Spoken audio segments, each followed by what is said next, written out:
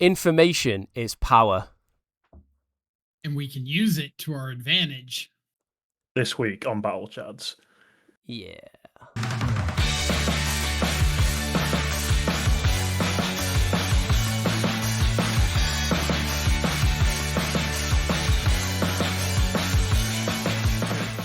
Hello everybody and welcome to this week's episode of battlechads. I'm Josh and I'm joined by CntrlFreak once more. Mike, hi Mike.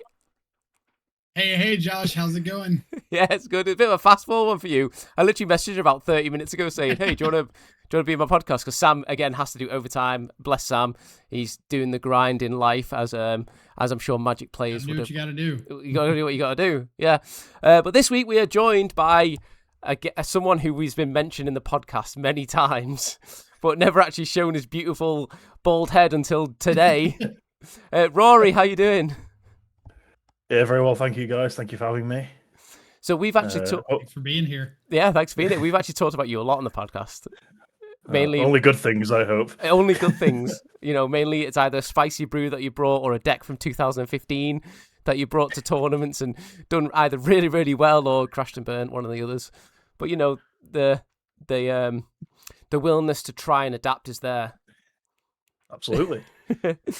So before we move on to sort of introductions, I just want to say that this podcast is a Chad Magic podcast, and Chad Magic is sponsored by UltraPRO. UltraPRO have a wide variety of sleeves, deck boxes, card protection, and of a really high quality.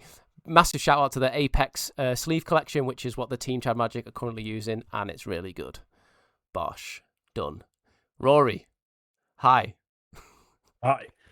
Why don't you tell us a bit about yourself and do the old sort of battlechads sort of methodology of when you started playing Magic, i.e. what set you started playing Magic, and just tell us a bit about your Magic career and prowess. So my first ever Magic set, it's going to make me sound very old, was Gatecrash. So I started playing in 2012. So coming up to my 14th year. In terms of my prowess, my tournament prowess, I have made multiple Axiom now top 16s, a couple of top 8s as well. Top 32 at a Thor Seasons tournament in Bologna, playing Legacy. Nice. Most of my big results have been playing Legacy, I must admit. But I also dabble a lot in Modern and Standard as well. Only qualified for the one RC under the new system, but I did qualify for multiple RPTQs for those that remember. Oh, the good old days. I could go on and on about I could go on about the RC system in the UK. I think, Mike, you have a little bit not easier, but you have a sort of like, I guess your RCQ experience is probably different to it is over the pond. It's exponentially easier in the US. Good example, I got called this past Saturday by 3 buddies that were going to an RCQ about an hour away from here. And they got there and they called me up and said, hey, do you want an invite for the next RC? I was like, well, I haven't qualified yet. Like, what's it looking like over there? Oh, we're the only 3 people and everybody else is already queued. So just show up and we can get you your invite. So I literally just showed up. We played some games for fun. They scooped form to me. I got my invite.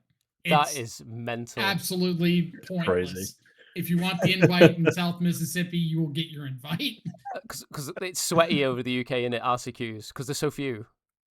Yes, yeah. There's also few, and they're always, most of the time, double-digit players. I don't think I've ever been to one that's been less than 10.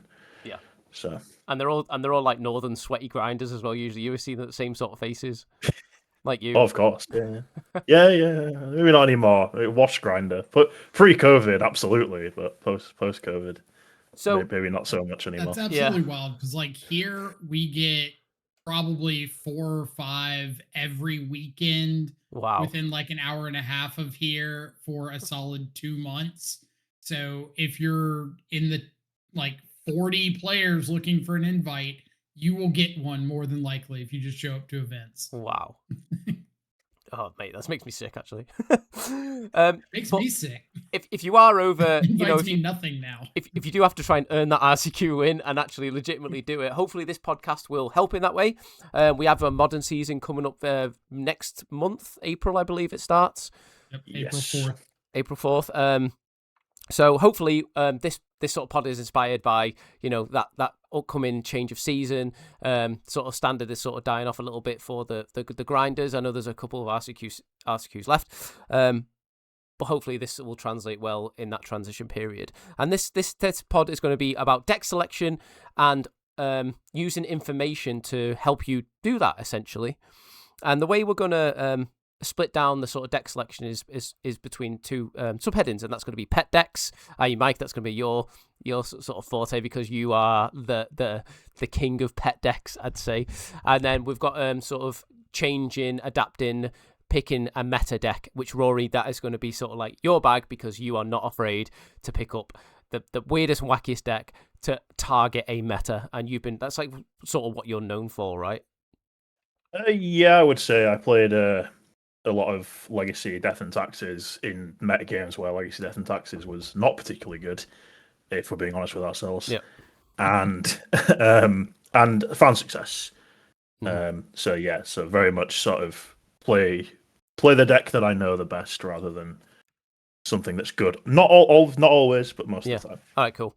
All right, so before we sort of move on to how we come to that conclusion, we're going to talk a little bit on like sort of like how we gain our information to make those decisions, and then we're going to move on then to sort of discuss how we use that and how we pick. So let's talk about pet decks first. So Mike, can you tell us what you, if someone says to you, my pet deck is this, I'm never going to deviate. What is a pet deck to someone? What is a pet deck for you? Yeah, for sure. So to me, a pet deck typically is personified by a lot of time and effort that you've put into not only breaking down specific matchups, but coming to terms with like the strengths and weaknesses of your deck, working to overcome those through tight gameplay or decision making that might not be something adapted by the entire community, but you found works for you through trial and error. So it's really that like passion project. It's taking your lumps in a bunch of matchups, learn what works, what doesn't work. It's deciding that, hey, this meta might not be the best for my deck, but I feel like I can gain some of those percentage points back with my interaction knowledge, with my card choices. And it's really just taking hold of the idea that I'm kind of in control of my own decision making and not leaving it up to, well, I'm going to screw up because I just picked up this deck last week and I played it at 75%. No, I'm going to play my deck 95%, except that if it gets there, it gets there. If it doesn't, it doesn't. But I was in control of my decisions. That's kind of what it means to me. I don't know if Rory's got a different opinion on that, but I would love to hear. No, I mostly agree. I must admit. Again, if you're playing a pet deck that maybe isn't particularly good in the meta, or maybe there's one or two specific matchups that are really difficult, it is just about mitigating those matchups through tight play, specific card choices, really understanding as much what you can do as what they can do as well. So. And so is that adage as well? Like, if you've got a difficult matchup, so like, I know I can't win against Amulet Titan, for example. Oh, what's your game plan for that? Well, I'm just going to avoid it. I'm just going to play my deck because I like it, and I'm going to avoid the bad matchup. So in circumstances, that's such a legitimately good choice, but we'll try and avoid that sort of deck strategy. But no, yes, it's absolutely the case. Like sometimes you just have to accept that if I run into this matchup 12 times in a 15-round event, I'm losing. So I'm just going to pretend it doesn't exist and plan for the rest of them. Yeah. Yeah, it's a legitimate choice sometimes. So let's then talk, obviously, on the other side of it, we got like meta picks. And Rory, when I say like a meta pick, what is your interpretation of a meta pick? It's quite complicated to say, really, because meta games as they are, in older formats, not so much anymore, but definitely in standard. The meta is sort of very dominated by 2 or 3 different decks. So for me, a meta deck is it's the understanding and the definition changes a lot. So in modern, I would say that there are, between 5 and 6 meta decks, if you like. But in standard, there's 2 or 3, and it's basically a deck that will perform well in that current meta game, be it purely on power level or by just being synergistic, having really good matchups against the rest of the field. But yeah, so that's sort of what how I would interpret a meta deck, if you like.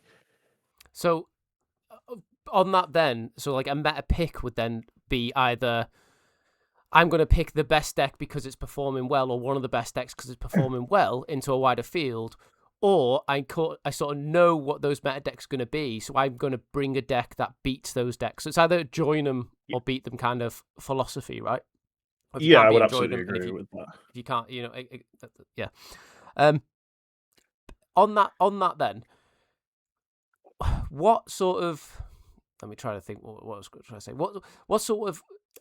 What would make you then pick that deck or one of those meta decks over something that would then like beat that deck? Is there a certain like win percentage, or because I guess if it's a deck that is also the best deck in the meta and also beats the rest of the field, like we saw in VV combo, for example, in the previous standard, that's sort of like calling for bans. But let's take the world we're in now, where the modern is looking really healthy, standard is looking really healthy. There's sort of a few choices to pick. What would be like your sort of go-to to pick either the meta decks or a meta pick? Like, what would be like the defining? So if I was playing something anti-meta, let's say, for example, in standard, there are 3 really, really dominant decks at the moment. The blue-red lessons deck, the mono green landfall deck, and the Dimir Excruciator control deck. So that's a very like top 3, and they all they all have their rock paper scissors going on up there. But if I was to pick a deck, I would probably pick something that has a positive win rate against 2 of those 3.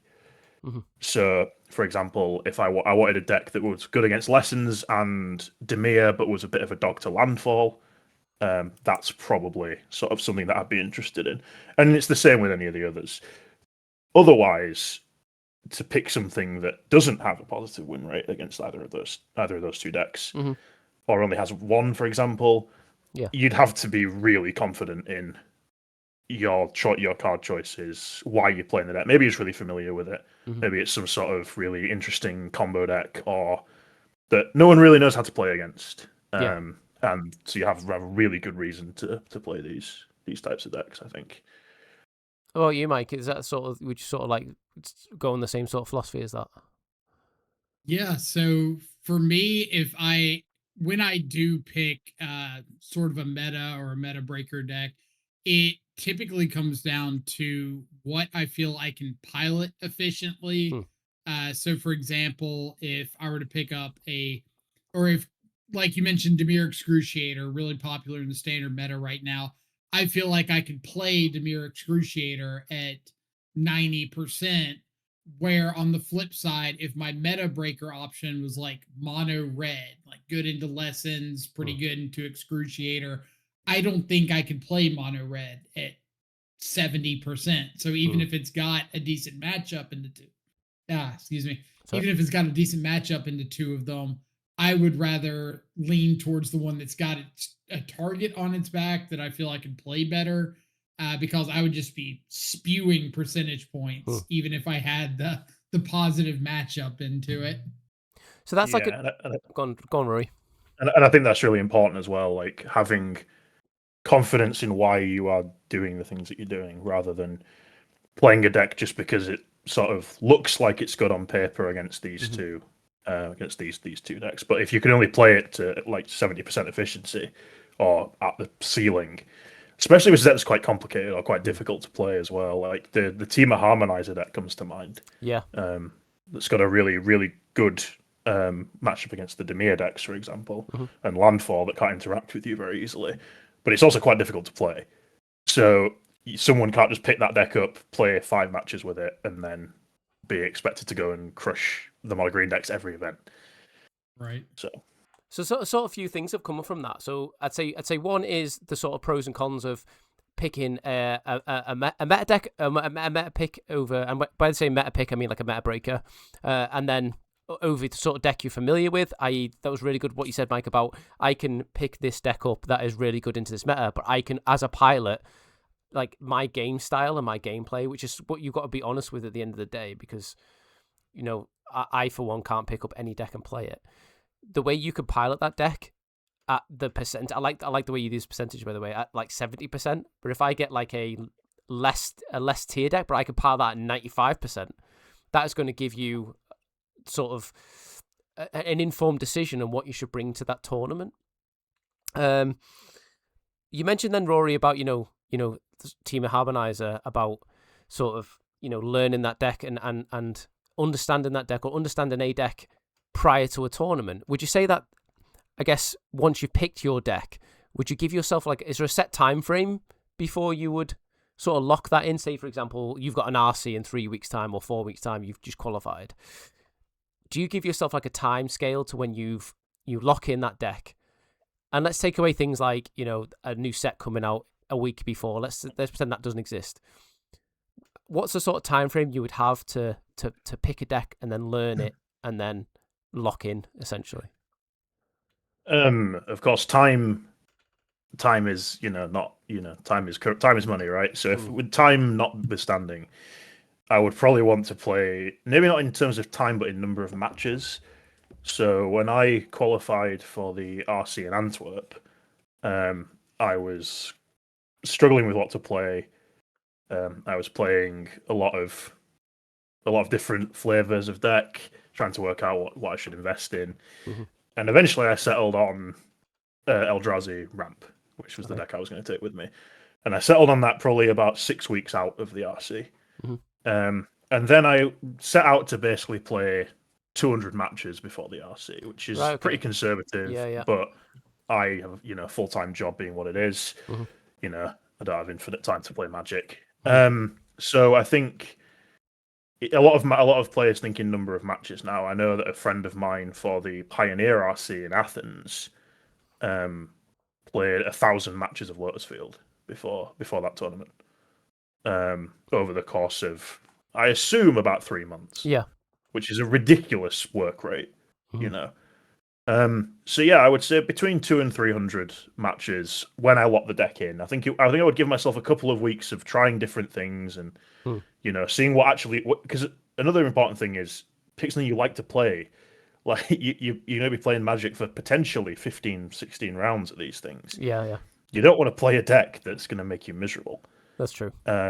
So there is a definite part of a lot of the picking a deck process to me is, while, obviously thinking about what's good, also is what's fun, what's fun to play. Like if I could sit down and play 8 rounds of Tron in Modern, for example, that's not my idea of a good time. But, but for some people love that. Absolutely not. You don't like count to 7 after using 3 fingers. 1, 2, 7. Done. You win the game.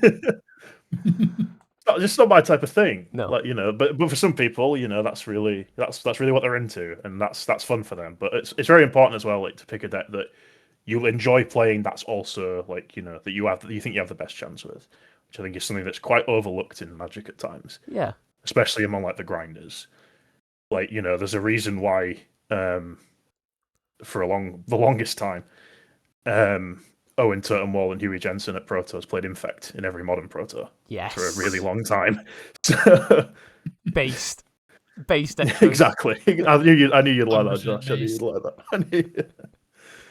Is that sort of how you approach it, Mike? Is that like your sort of way? Because I actually quite like the rounds played stuff, because that's actually a really achievable. Oh, you can tell there's like the corporate side of me coming in, or the educational side coming into me. Like, yeah, like an achievable time frame of a target. Is that something you approach, Mike? Is that like, or do you see it as like a time scale kind of thing? Or? It's interesting because I hadn't really thought about it in terms of matches played before. No, I've always been of the mindset that, like, if I'm playing meaningful matches with intent and accomplishing what I set up to accomplish. So, for example, I think, say, Boros Energy in Modern is extremely popular right now. I want to test to get a deck against Boros Energy. Then I might play 10 matchups directly against somebody who I know is competent on Boros Energy, and then kind of make my decision off of that. Like, is this worth bringing if I think Boros Energy is going to be extremely popular? But when I think of matches played total to test a deck for an event, for me, taking a pet deck, I've got 10 years of experience with blue-black decks in Modern to fall back on. So who needs 1,000 matchups? I've got hundreds of thousands, whatever the case. That's probably blown way out of proportion. But I actually think that that's something I'm going to employ the next time I take something that's a little more meta, is try to log a certain number of matchups and go from there, because that actually sounds really trackable, which I like a lot. Do you log information then, Rory? Do you have like because I know some grinders have like a spreadsheet, because if they want to, because you might lead you to end like having meaningful games of Magic, so you could actually combine those two. So I want 300 games, but on top of that, I want meaningful games of Magic. So 50 of those games, for example, I'm just like literally brainstorming on the spot here, I need to be playing against Boros Energy, and I need to track that and understand that, because that's information, right? Because you can use that information in your decision. Yeah, exactly. And I think when I was tracking I was tracking Eldrazi win rates, basically going through leagues, what I played against, play draw, wins and losses, of course, if you want to check win rates. And then after a certain number of matches, sort of employ what Mike was talking about, like say, right, well, I'm losing this matchup a lot. But maybe it's a bad matchup. Maybe you just like, the Eldrazi ramp versus, Amulet problem, or, whatever the case may be. And this matchup is either really bad, or I'm fundamentally misunderstanding how I should be approaching a matchup. And then I would sort of go more towards my focus sort of testing. Like, right, I want to play against a competent player on whatever deck it is that I'm struggling against for maybe 10 matches. Think and talk through every decision point, and really try and get an understanding as to why things are, things are the way they are in that matchup. Maybe, and it has happened times before. I used to think that a matchup was really unfavored, and actually, as it turns out, I was misunderstanding exactly how both players should be approaching the matchup. So yeah, that kind of thing is really useful, and I think a really balanced approach in sort of very data driven, as I am, is really important. That I actually had sort of the same experience of that recently in the standard sort of season. So I was on blue black mid range, which is 100% a pet deck pick, like 100%. Like people were saying, don't play that deck. Kaito is, you're playing a bunch of okay cards or rubbish cards for the sake of two really powerful ones, and I'm like, I don't care. This is what I want to do in life. Like, that's what I want. And I was, when the landfall deck sort of was hit, I struggled. I was like, how do I beat this deck? And then I realized, actually, I just need to counter their enchantments. And then my win percentage went up. So my understanding of that matchup actually helped me in that matchup. I didn't necessarily have to change drastically. I think I put another annul on the sideboard. And then the understanding which you alluded to helped me personally in that specific matchup that I was struggling with. And it flipped the win percentage, like fundamentally flipped it. And I guess having that competent player to play against, like Magic Online helps obviously, because you're playing against a lot of competent people. But having a competent pilot to discuss these things with is actually really good. And I quite like the fact that you mentioned that. To be fair, cool.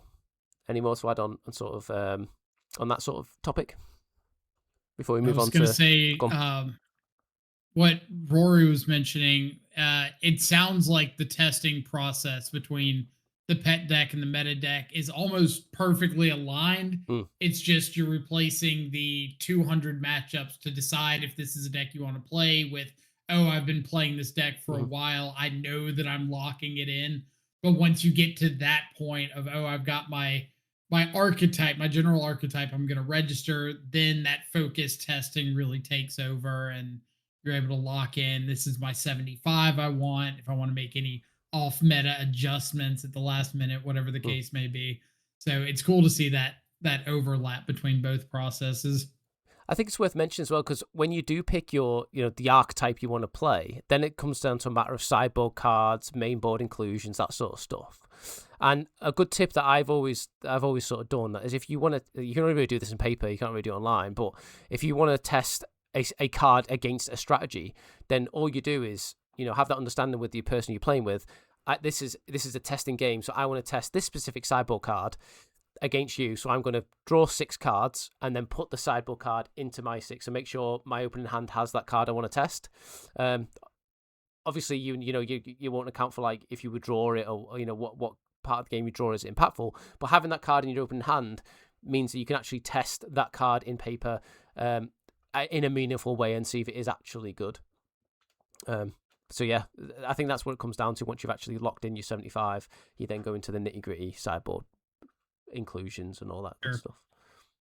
People really overestimate game one. Like, game one half the time doesn't matter. Just win your 2 sideboard games. Yeah. Lock in your sideboard and you're golden. Let's cut this bit out. Hi, Todd. I need his ugly mug on here. A random Todd just appeared in the background. So then, gents, we're going to sort of move on to, like, information, how we gain our information then. Now, I like breaking down things, as you might tell. I broke down this in sort of 2 categories. You've got online data, and then you've got paper data. And this has like massive implications on how you pick, because your online data is like your sort of online results, your league results, that sort of stuff, which may be influenced by the nature of the fact that online and the logistics of online compared to the logistics of paper. But also you've got a higher chance of meeting people's sort of pet decks in paper than you have online. Online tend to be more sweaty, more efficient meta driven decks, rather than, I've been playing Amulet Titan for the past 15 years and I'm going to play this deck because it's so cool and I'm cringy.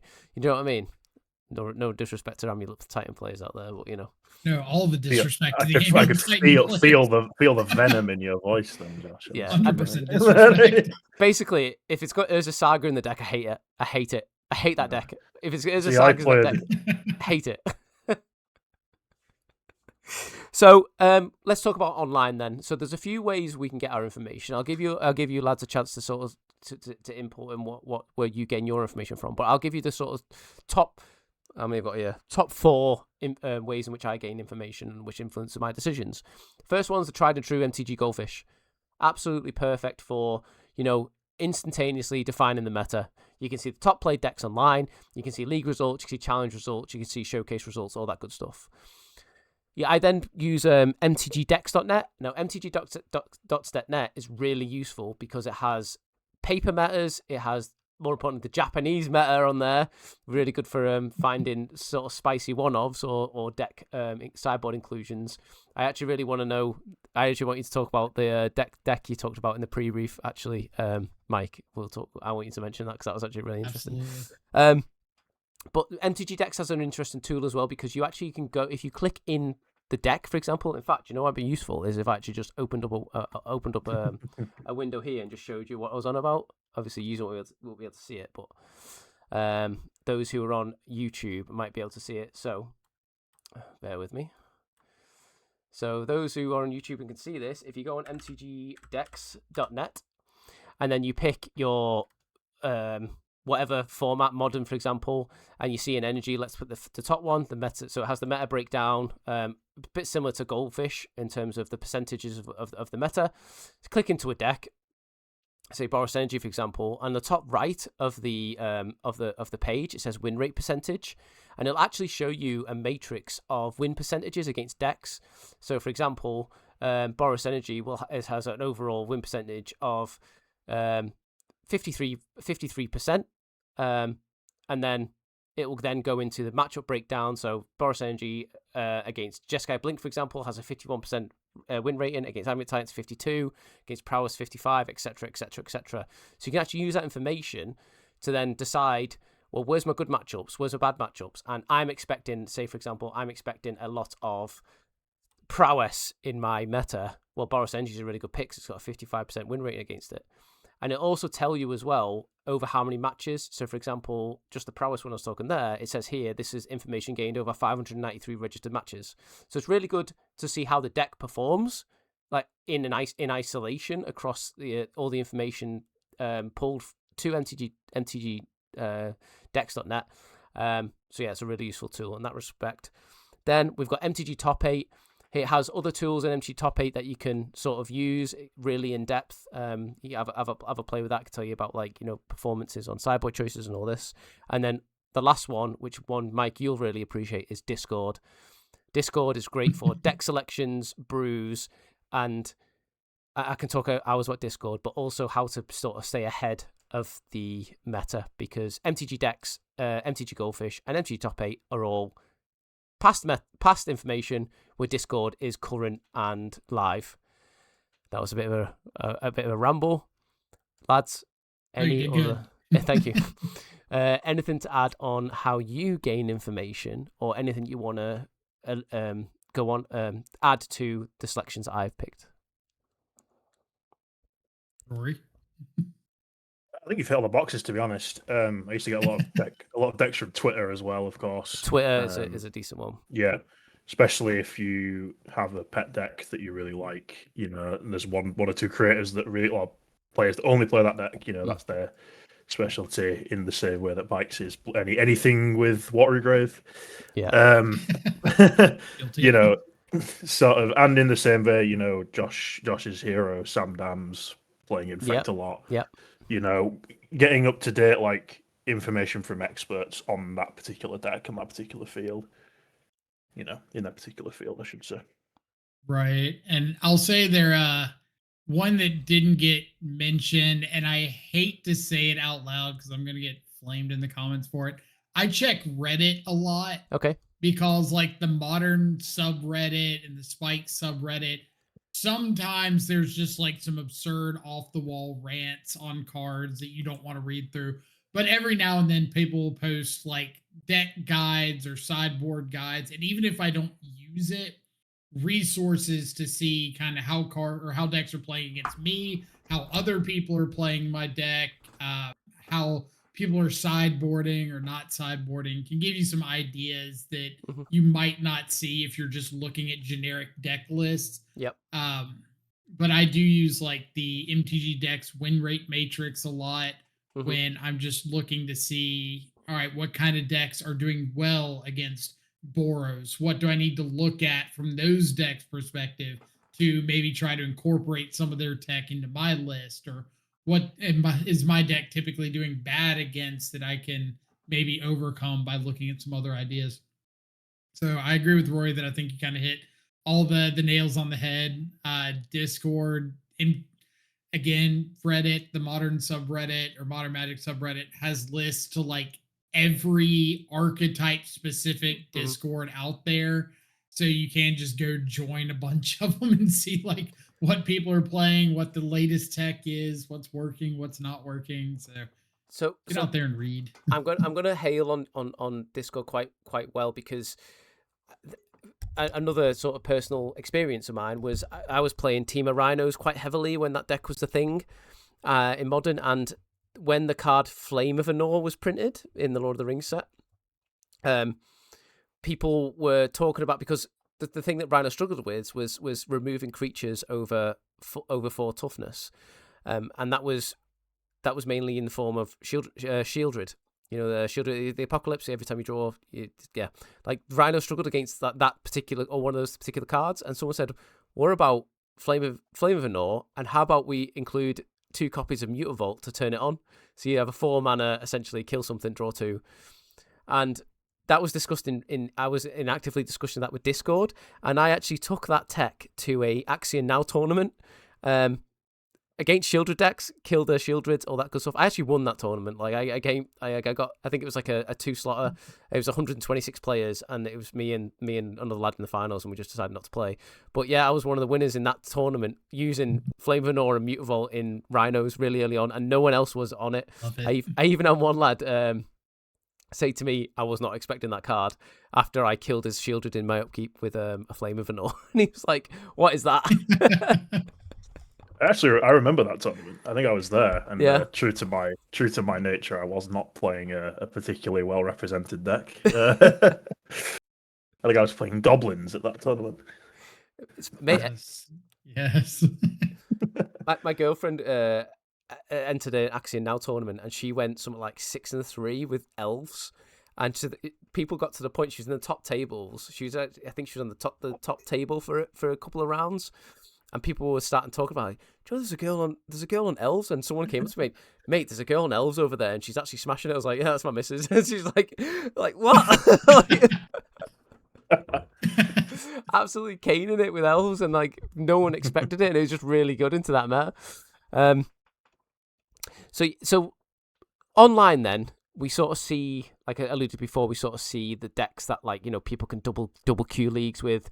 You're not really that click intensive sort of things. Like, you don't really see Amulet Titan that much, although you do see it for every now and again. The way that translates to paper then is different, because you can do the things that take ages on Magic Online, the click intensive stuff, and you can verbalize it. But also what you don't get from online data, and what you do get by playing in paper stuff, is that you can have an idea about the player base that you're going in. For example, I'm going to a UK meta, so I'm going to expect some levels of Amulet Titan and Control, because British people just love that. Differently, if you go to, say, like an American RC, you might see a different meta. You should sort of take your gut feelings into that decision when considering with paper. It's not something you can really quantify as well. Do you know what I mean by that? No, for sure. Like, around here, if you go over to an event in Texas, you expect a lot of aggressive decks, a lot of Zoo, a lot of Boros. If you go to a tournament in the Pacific Northwest and Washington, Oregon, you expect a lot of control decks. For whatever reason, people up there love blue-white control, Jeskai control. And you do, to an extent, take those into account. It more so when it's like an RCQ level event or maybe a spotlight. Not quite as much when it's an RC, because you have people traveling from all over the country to go to that event. But local events especially, 100% factor it in. Yeah, 100% agree with that. We don't really have we don't really have 1Ks and 2Ks over here. The closest thing we have are the Axiom events that Josh and I have mentioned. Mm-hmm. And again, you sort of expect UK people love Celestial Colonnade. They always have. So, the UK player base, you're expecting a lot of blue decks, and you're expecting a lot of really grindy decks. So you can a lot of Murktide, actually. A lot of Murktide, yes. I've noticed. I mean, it's Murktide. When that deck came out, it was like blue-white, but also it could actually win a game on time. So there's a lot of like really grindy blue decks in particular. But if I was traveling to the RC in Europe, everyone expect there's always like the top decks. The Pioneer RC, there was Black, Red, and Phoenix, but then Lotus Field was more represented than Mono Green, which is crazy to me because people in the UK love that deck. So it's very like wide. The wider the metagame, the bigger the tournament, the wider the metagame. But obviously, you can sort of metagame based on stereotypes. Let's call it what it is. Yeah, stereotyping players. Right. So the way we can break that down, then, that information is something that comes right from my professional life. Is information can be raw, as in information, or it can be intelligence, i.e. tested. And the way you can look at that information is, I feel that, I've seen a lot, I've played in the UK a lot, I'm expecting a lot of blue-white, I'm expecting a lot of Titan, because I've because of my experience. That is sort of like information, like that's information that I've chatted with, I've gained. I can't really prove it or, test it, because one weekend it might just be nothing, but I don't know. Glorious Vengeance, for example. But intelligence is where it's been tested, and you can use that sort of, and intelligence will be like, you look on the websites that we've mentioned, looked at the actual play decks and the meta breakdowns. So we can use that then to say, like, right, what do I know I know this because it's there in black and white. It's been tested. It's intelligence in a way. And then I've got information. Right, I've got information to suggest that I know three lads in a team have been working on this deck and they're going to be at this tournament. So I think maybe that will be the sort of meta. And then it's thinking, right, that's information I've gained, but how what's the word? Is it how reliable is that? And you could also, I'm just saying that to keep that in the back of your mind when you're making a decision and why you're making that decision. Do you understand by that?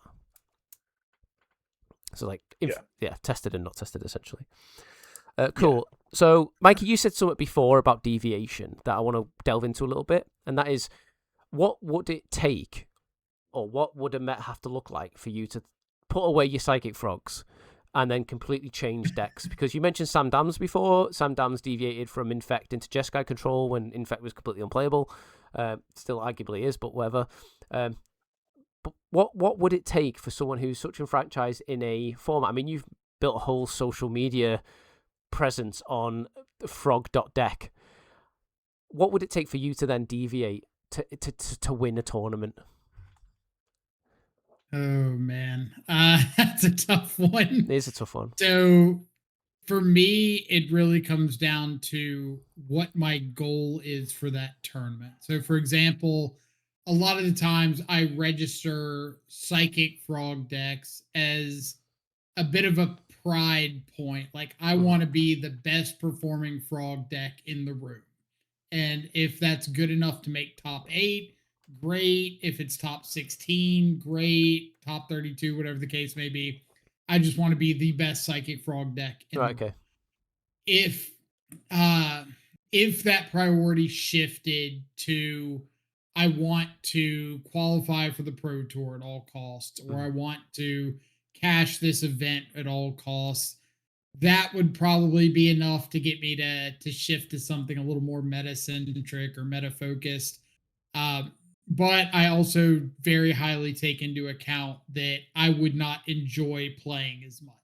And at the end of the day, Magic is a game. And if I'm not enjoying doing it, it's not really worth doing to me. So I would rather, more often than not, lose with Psychic Frog than win with an Amulet Titan or an Eldrazi Ramp or whatever the case may be. And so I just kind of accept that as part of the sign-up cost when I register for an event with Frog. Is that sort of your approach as well? Like, Rory, like goal, like I've set my goal out, this is the goal, so therefore I need to pick a deck based on that goal using the tools we've already spoke about to then pick. Yeah, I would say so. And Magic is, as a good friend of mine described it, it's kind of like a ladder. So, you qualify for your first RC, and then you want to day 2 your first RC. Yeah. You want to day 2 your next RC, and then make the top 16 or whatever it may be. Top 16 is probably a bit ambitious. So when I really wanted to qualify, a lot of my friends were qualifying around me, and I just didn't have the time and energy to devote to Magic at that point. And then when I did, and when I wanted to actually qualify, I played some decks I liked for a while, wasn't really getting anywhere, and I really wanted to qualify this time. So that was what caused me to shift over to playing Boros, which is the deck I did eventually qualify with. Yeah, you smashed with that. You did really well with that deck, didn't you? Really well. Yeah, I had quite a lot of top 8s before I actually won an event. But it's my style of deck anyway. That did help.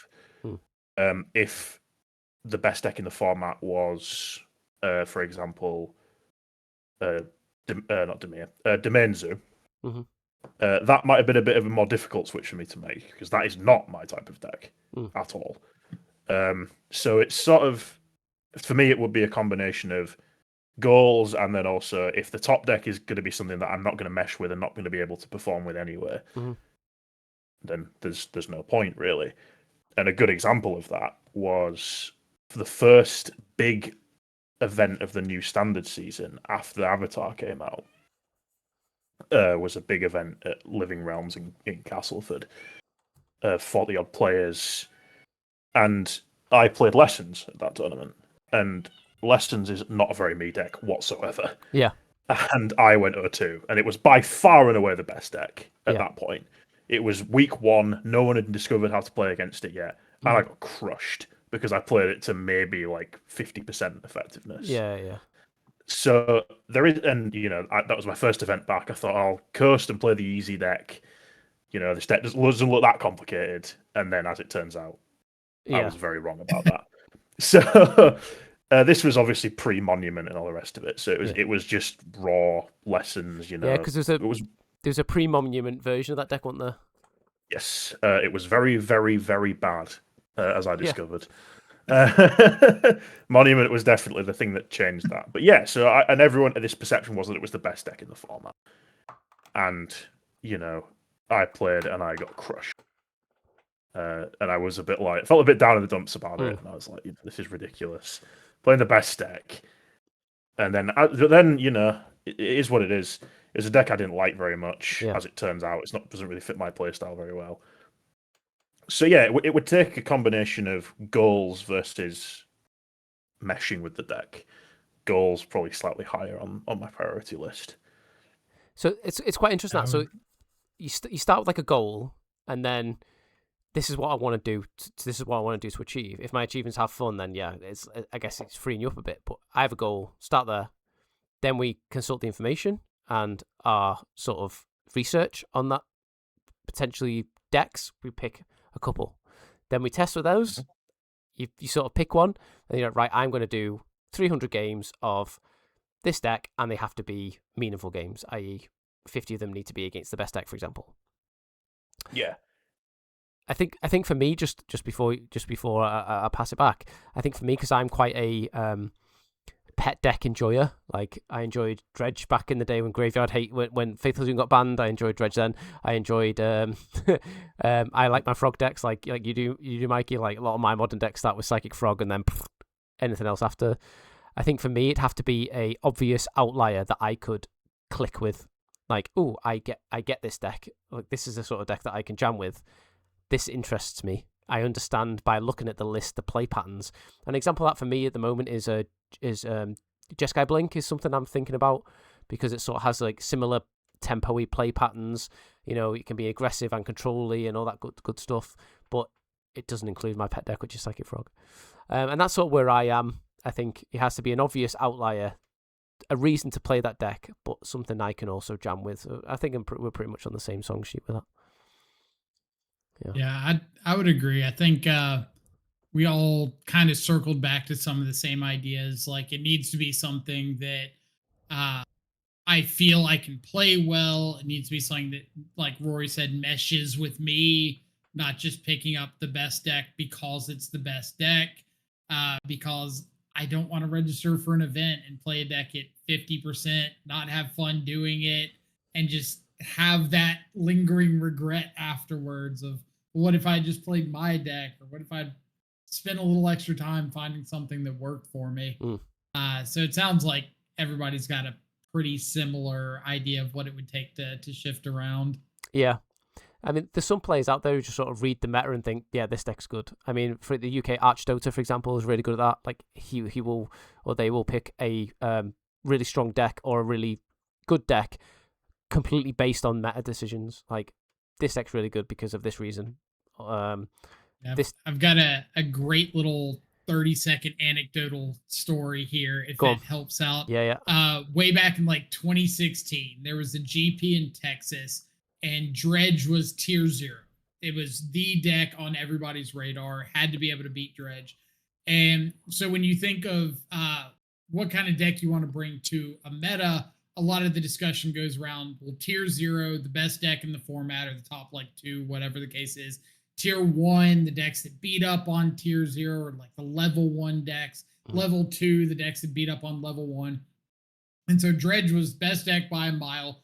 Tron was the enemy of Dredge. 4 main deck, Relic of Progenitus. Yeah. You just eat graveyards, play big planeswalker, win the game. And then the level 2 deck beating up on Tron was like some of these aggressive creature decks, like your burn decks, whatever, that were able to get on the board and pressure Tron really easily. The tournament was won by a guy named Kevin Mackey playing Scred Red because he had 4 main deck Relic of Progenitus to beat up on Dredge. He was a Blood Moon deck in the main to beat up on Tron. 4 Lightning Bolt, 4 Scred, bunch of other removal spells to beat up on the aggressive creature decks with a completely painless mana base. and just crushed everybody that entire weekend, because the entire time he just kept seeing Dredge and Tron and decks trying to beat Tron and off meta decks trying to beat Dredge that lost to Blood Moon. Tore it apart. Dredge actually, like, I lost the Blood Moon quite a bit during Dredge, like, because you wouldn't play around it. Like, why would you? And then you put Blood Moon down, you're thinking, oh.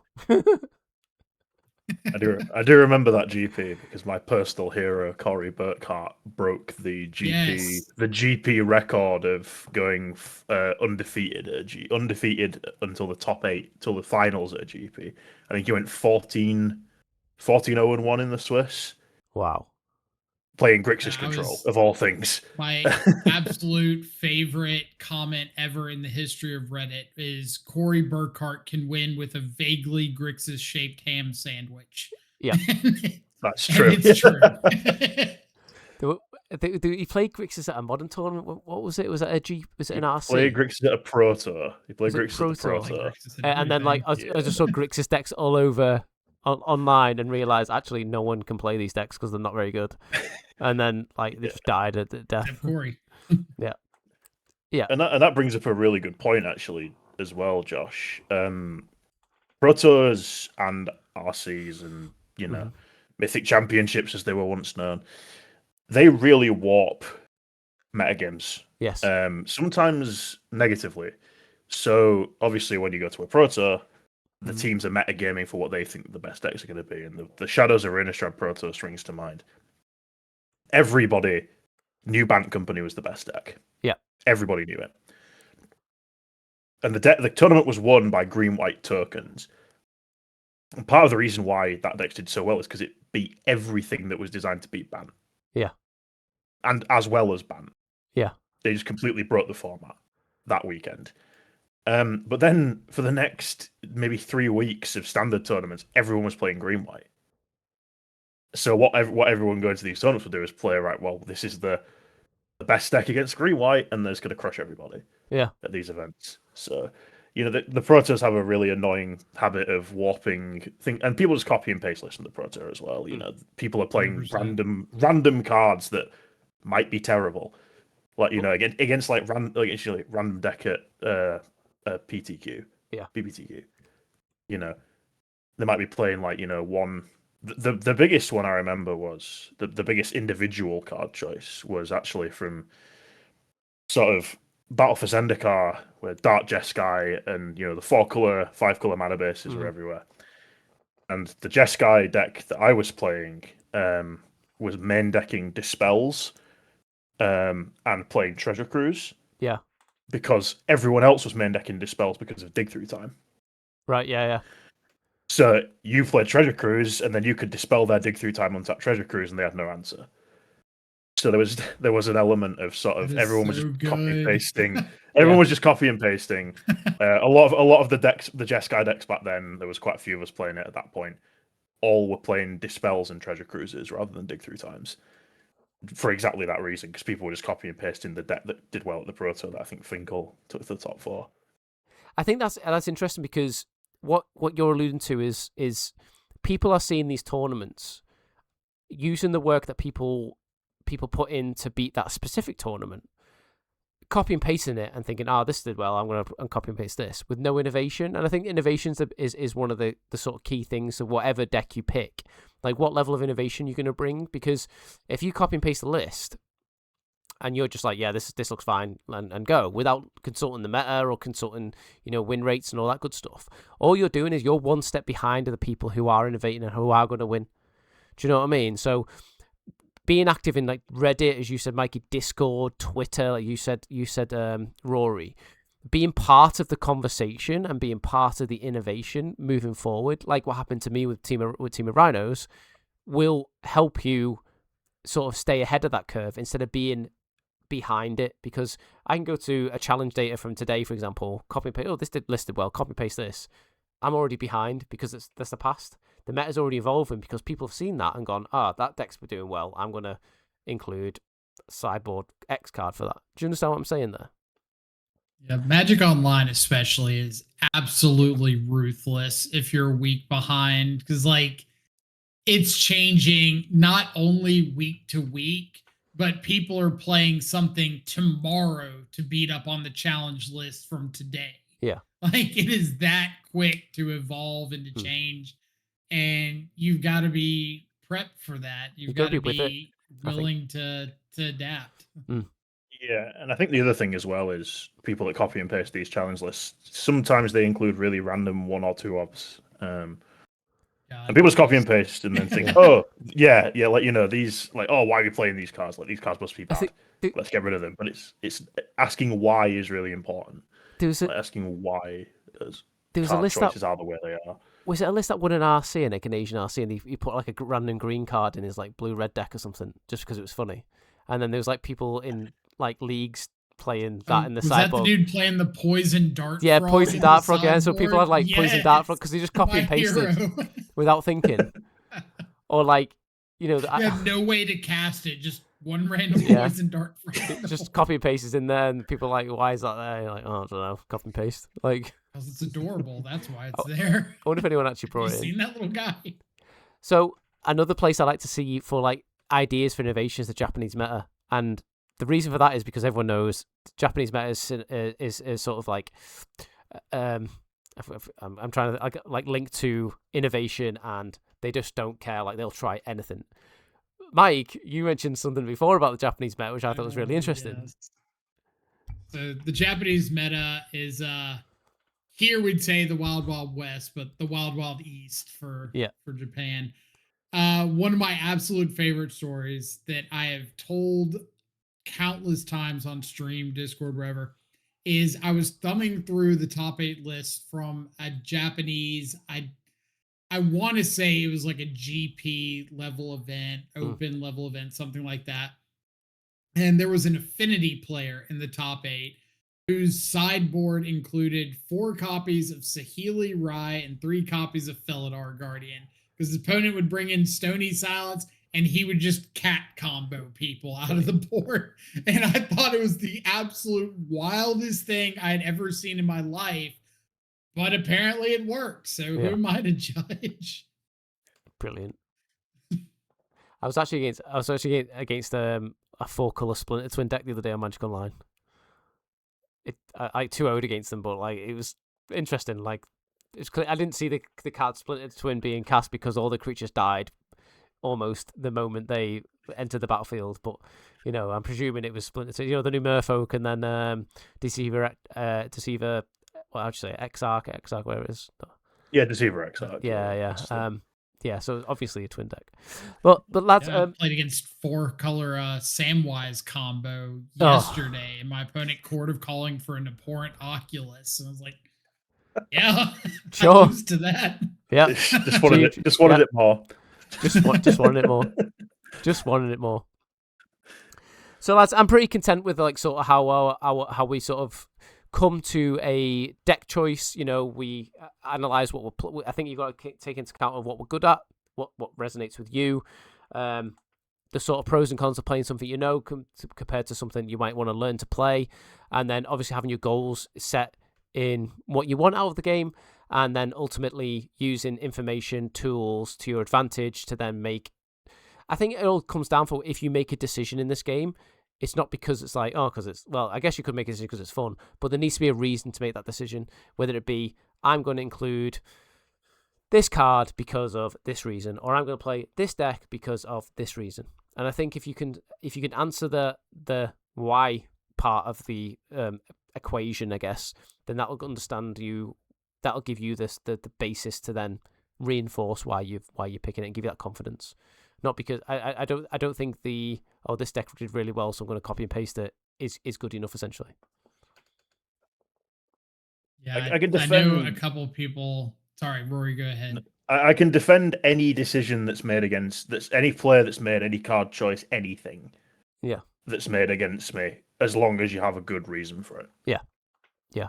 As long as there's reasoning and thought behind why you do something, I can, maybe I'll think it's ridiculous at the time. Yeah. But then if I ask you about it and you can say, yeah, this is, for X, Y, and Z, I'd be like, yeah, okay, I'm satisfied. Yeah. It got me this time, but Yeah. So yeah, exactly. One of my biggest pet peeves in all of testing is when somebody says something along the lines of, well, I'm just clicking buttons, I'm just casting spells, I'm just doing whatever, just using my mana. And it drives me absolutely insane. It's like, just give me something, give me Yeah. some sort of justification. I don't care if it's right, I don't care if it's wrong, good, bad, whatever. Just tell me you've put little tiny iota of thought into it, and we can go from there. We can progress. But if you're just like doing stuff for no reason, not having any thought behind it, then you're not progressing. You're just staying level. And that's like the worst thing you want to be doing in any of these scenarios when you're deciding on a deck, when you're trying to break a meta, whatever the case is, just staying level. Don't do that. Always try to take at least partial steps forward. I think Brian Koval made a good example of this, especially when you come to play. And I know this is more of a deck decision podcast, but the same sort of reasoning behind it. Like, I can play a turn 1 ponder. Okay, cool. Why? Oh, because it's a turn 1 ponder. Yeah, but why? What are you looking for? What are you trying to get? Have you got your second land? Have you got your third land? Like, why are you casting it? Like, you're casting it into, you might be on the play and you don't know what you're against. So why are you casting it? Do you need to cast it? And it's thinking like, because I can take this deck, or because I can do this thing, I should do it. Well, actually, but why? And if you put that sort of question behind your decision, and you can answer that question, that will empower you, I think, to make the best choice in that situation to whatever it is part of whatever aspect of the game you're considering, essentially. Lads, anything you want to add before we finish this pod? Don't be afraid to play something that's a bit off kilter. Yeah. Don't.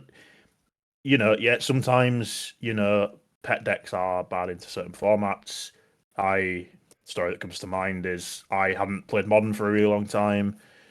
Still had an ad nauseum deck from 2018. Yes, you did. Didn't research the metagame whatsoever. Had no idea that Teferi Time Raveler was everywhere at the time and got crushed. So yeah, that was a really terrible. I was like, what are the low points? However, I lost the finals of a 33-player RCQ with ad nauseum in 2023. Yeah, wow. So don't be afraid to try things. If you don't try it, it won't work. And I think we could learn a lot as UK players in particular from the Japanese metagame. They're not afraid to try anything. Why are we so afraid to change? I will say though, in the absence of information in Magic the Gathering, and you don't know what deck to play, you don't know what your metagame is going to be like, take something proactive. Yes. Take something proactive. Aggressive or proactive, I would say. Don't take a control deck. Don't take a tempo deck. It's got to have an I win button, because that will hedge you massively in an unknown meta. That's the classic, isn't it? Red decks are always better just after rotation. Yes.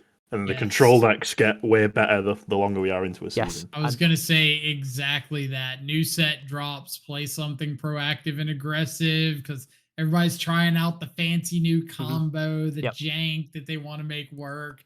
Run them over. 2 weeks in, you're breaking out the mid-range decks to beat up on the other aggro decks. And you know what? I could actually start talking more about this now, because I'd be like, well, yeah, take a proactive deck, have some level of creature interaction, some level of combo interaction, and some level of graveyard interaction, and then go for it. But we're about making informed decisions for this pod. But yeah. Cheers, boys. Rory, do you want to do any shout outs before we thin out? Shout out to Gemini Games in Huddersfield. Nice. If you're ever over this way, feel free to check out one of the best LGSs, if not the best LGS in the country. It's a very, very Gemini Games. When I lived in Manchester, was like, the people who went there were like always like, there was some Pro Tour people on who used to go there. There was like people who were always on the RC sort of circuit, or the equivalent of whatever it was back then. Like, there's some really heavy hitters that used to play out at Huddersfield. Definitely wouldn't be as competent of a Magic player. I say competent. Let's not say good. Without some of that help. So absolutely, shout out Gemini Games. Cool. Anything from you, Mike? Shout out to the entire CntrlFreak community for making sure we've got a place to bounce ideas off of. Because if it comes to Psychic Frog decks in Modern, there is no better place for going over the most obscure cards you could ever consider putting in your 75, and a bunch of people that will fight to the death to argue for why it works. So I would actually shout out to them for being a great testing community. I would actually say your Discord's actually great for wider meta knowledge as well, because I've actually been on the Gorios Vengeance sub thing on your Discord. So yeah, I'll link your Discord in the show notes as well. Cheers, Rory. Thanks for coming on. And people at home, don't forget to like, comment, and subscribe. Any sort of tips and tricks that you've thought you can think of when picking a deck? What information do you rely on? Where do you get your information sources from? Etc. We'd love to know in the comments. And yeah, thanks for supporting us, and I will see you next time on Battlechads. Cheers.